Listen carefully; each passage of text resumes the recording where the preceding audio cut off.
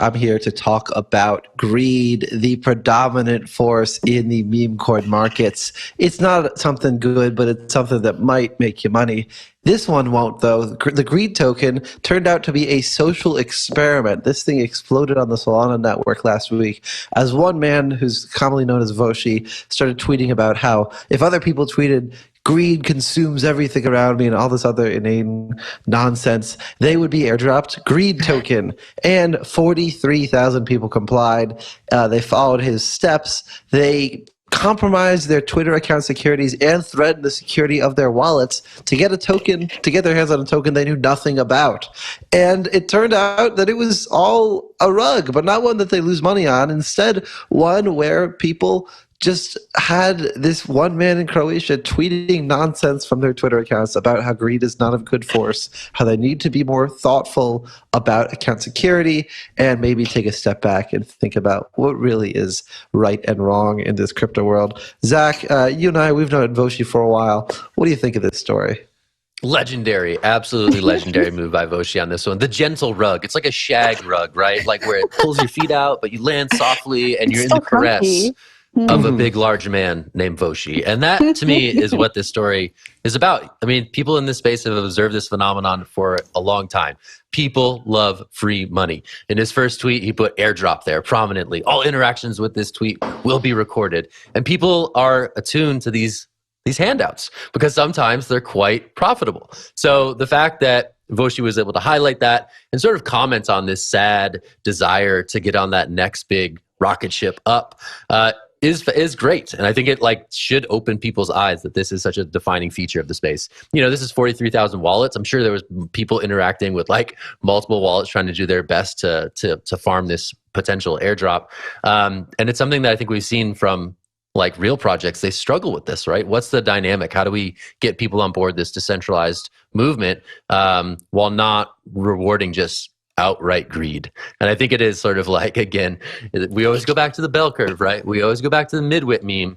There's definitely the big brain and the small brain. They're jumping on these things as soon as possible. And Voshi was able to tap into that sort of that raw energy to make a funny comment on crypto being silly at times. But Jen, what do you think?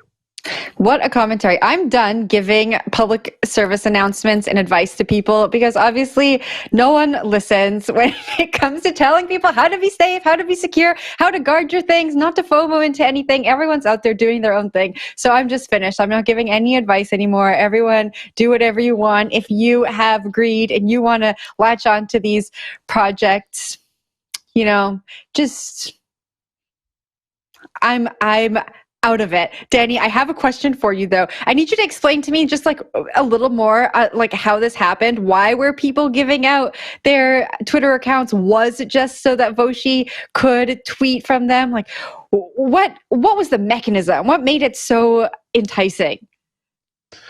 So what made it so enticing, I really don't know. I mean, the funny thing about this is that it was supposed to be a joke. Voshi saw 5 days of his friends just, in his words, putting dollar signs in front of fruit names and launching tokens, which really just made him very sad and upset. And he wanted to highlight the insanity of all this by saying, well, look at, let's just see how many fools would respond to my tweet where I tell them to tweet about how they're being greedy.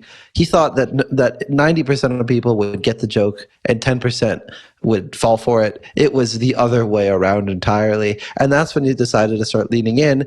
And that's when he decided he should try to teach people a lesson. So in order to claim the airdrop, you had to do two things. One, you had to sign away your Twitter tweet permissions to an account, which is something that Twitter allows you to do. It's a system that's set up.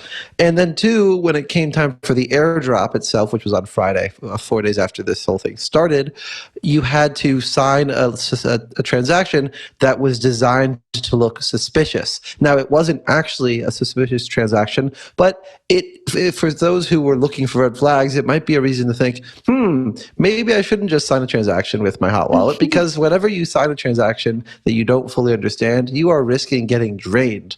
So no one got drained here. Instead, what they got was a token that is a bleep coin, shall we say, but actually has more utility than any other meme coin out there, according to Voshi. Because while you cannot trade greed, like it is frozen in your wallet forever, it will always stand as a reminder for you who you're going to call, because it is the phone number for the SEC.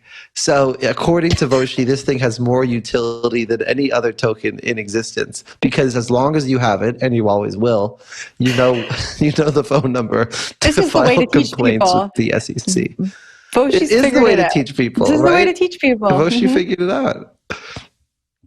It is a charming story. There are so many good details in this story. So thank you, Danny, for committing it to the page and telling this. And I will say, if you want to hear a little bit more about this whole greed story, one, you should definitely read it, and two, listen to Carpe Consensus, where I and the squad over there, which is, you guys are almost as stellar as my co-hosts over there. That's why I only moonlight on the show, but we go in deep on Carpe Consensus about greed. Control. Cut off. You this can't man. just come on our show and then I came into this house about us. Yeah, we not don't only come on that, your but show I'm telling and speak poorly of you. You're welcome to come to my show. Always welcome. All right. Well, you heard it here first. Danny's invited us all onto Carpe Consensus.